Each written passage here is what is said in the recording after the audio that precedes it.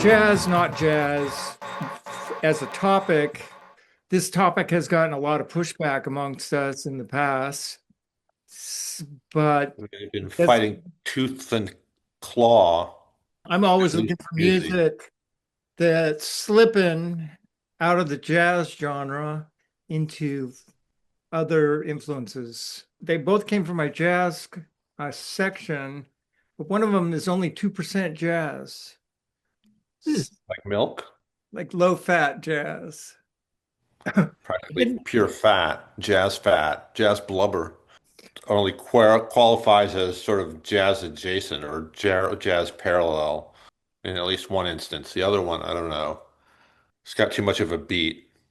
The jazz community seems to like flows between different types of rhythm and doesn't stick too closely to a beat.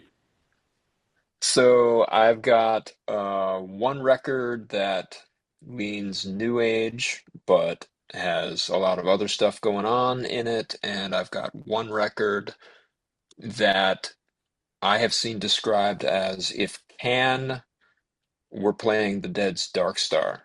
Well, both my selections today came from the my jazz section. This is Brother Ah, Sound Awareness from 1970. Robert Northern, who used to be a backing musician for Sun Ra, plays the French horn. And this is considered spiritual jazz, but it's not.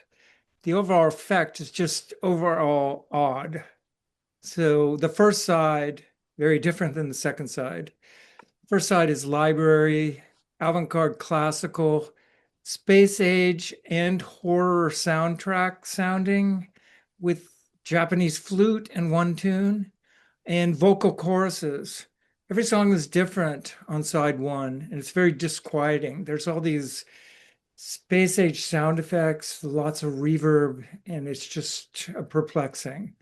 Now, side two, I can get a handle on, but it's audacious because it's like a reverend giving a sermon about love and peace to a lively audience. It's got a long flute intro, and then the rest is just all spoken word and chanting and the sermon itself. And Max Roach, there's a jazz drummer, playing voodoo drums.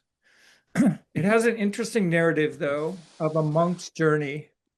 So overall, it's creepy, ghostly, ambience, great variety. And I consider this only 2% jazz. There's just a few licks on side one, and that's it. The rest sounds like it's documenting some kind of wild kind of sermon. I have Codona. This is self-titled, the first of three Codona records on ECM. This is really ethnic jazz and improvisation. But there's no clear ethnicity. There's African parts, there's Japanese koto parts, some flute parts, Indian, Brazilian. It's sparse, but it creates a rich soundscape. Everyone in this band sings or has spoken word parts, and then they pick different instruments to actually sort of tailor made for that particular song. There's a lot of variety here because of that. And it includes a suite of covers by Ornette Coleman, another jazz artist, but also incorporates Stevie Wonder's hit, Sir Duke, so which actually works in spite of itself. So who are the people in Condona? There is Colin Walcott, who comes from the band Oregon, which is a new age kind of band. He plays sitar, tabla, and dulcimer.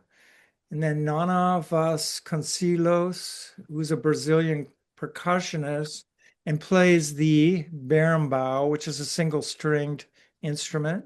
And then the great Don Cherry on trumpet and flutes, well recognized jazz sideman. He's got many of his own albums, my favorite being Brown Rice, Organic Music Society, and the Mew series.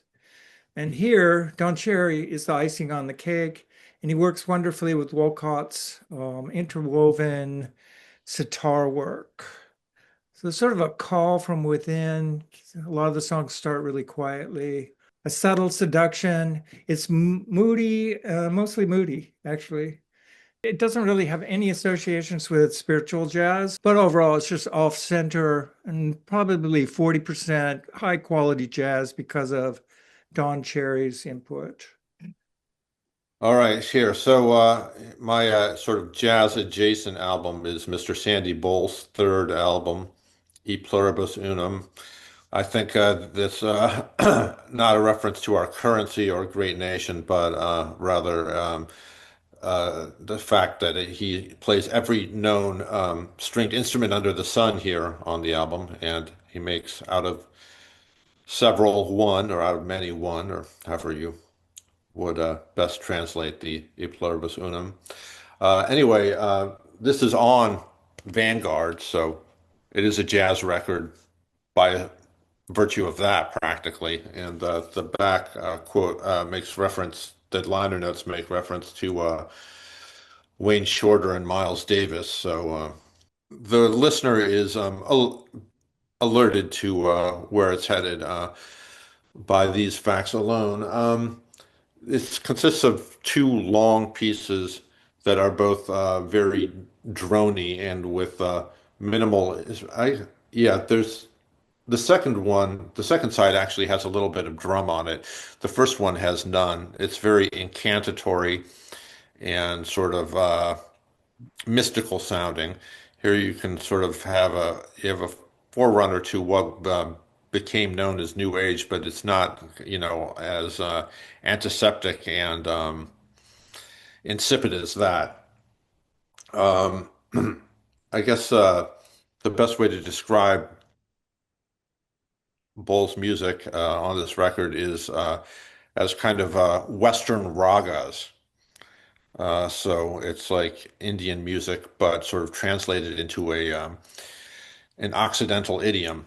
Again, it's a one-man band, just the man himself playing all the instruments and sort of conjuring up these kind of otherworldly spiritual forces. Apart from the fact that you could maybe translate spiritual forces as drug forces, because it kind of has that narcotic effect too, and narcotic origin, and there was a narcotic end for Mr. Bull.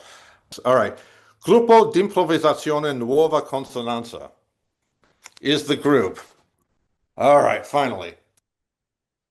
Here they go by the feedback, and they are a bunch of top-notch film composers. They include the likes of Ennio Morricone and Egisto Maki, and they serve up some very cinematic sounds here in a sort of free and loose jazz context.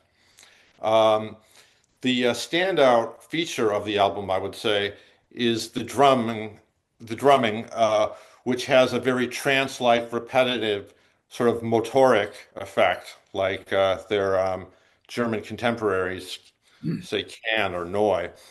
But on top of that, they have all these drones and washes of sound and sort of infrequent, sort of irregularly constellated patches of sound. I don't know how else to describe it. And the effect is sort of very otherworldly and haunting. It sounds somewhat spooky, but like you're but not in a kind of gothic horror movie kind of way. More like you're in the hands of a demented scientist who's going to perform some sort of strange experiment on you. Gruppo di Improvvisazione Nuova Constanza. All right. My first record is Osamu by Osamu Kitajima. It's from 1977, and it is a mix of, let's call it prog rock, folk, some traditional Japanese sounds, and new age, and a bit of jazz. So this guy, Kitajima, he sort of started out making psych and folk records earlier in the 70s. I think maybe all three of us on this podcast own this record. His prior record, Benzaitin, which is a cool record and much more. It's got a lot of fuzz guitar on it. It's kind of psychedelic. He took a real step towards, his final form, you could call it, on this record. It's a lot more new age, this one. There's a lot more keyboards, but he's also playing the koto and the biwa, and there's Western instruments as well. There's still kind of a rock structure, and there's something about the crispness of the arrangements and like the silkiness of the keyboards that really reminds me of late period Steely Dan. If they had still had all the great session musicians, but if it was Japan oriented. Yeah, he would go on to he sort of got more new agey and sort of more cheesy as the years went on and the records went on. And there's some good songs on the later ones, but for me, this is his high point. My second record is Mind Screen by Emergency Group, who are pretty new. They've only been around a couple years. This record's from last year, from 2024. They are mainly an improv band from Brooklyn. I think this is the first record on which they've actually had any through composed tunes, but there's still a couple of really long, sprawling improvisations. I've heard them described as if Can played the Dead's Dark Star. It sounds more like if 1970, on the corner era Miles Davis played the Dead's Dark Star. That's sort of what it feels more like to me. So these are, slow building tunes, but they don't really have the ominousness that, Miles's bands of the period had. They are on Big Ego Records, which does a lot of really good jazz or jazz adjacent modern stuff. A lot of bands that are kind of in, swimming in these same waters. Not exactly jazz. You would probably call them fusion more than you'd call them anything else. There's definitely something a little jammier about them. And maybe part of that's just the guitar tone. The guitarist actually kind of sounds like Jerry Garcia. Cool record. Highly recommended. I'm the only one of the three of us who actually likes jazz, so there's that. That's not true, motherfucker. I'm not terribly fond of jazz, I gotta say. I'll show you my whip. Stuck in a pagoda with Trisha Toyota. Whip it on me, Jim. I'll show you my whip. So I take it that's a Sister Ray reference? Hell yeah. Embryo. Yes, my brother Embryo. My brother Embryo. Love my brother Fetus. With the whipping of the cream and making it firm. An insatiable desire to go deeper. Ooh.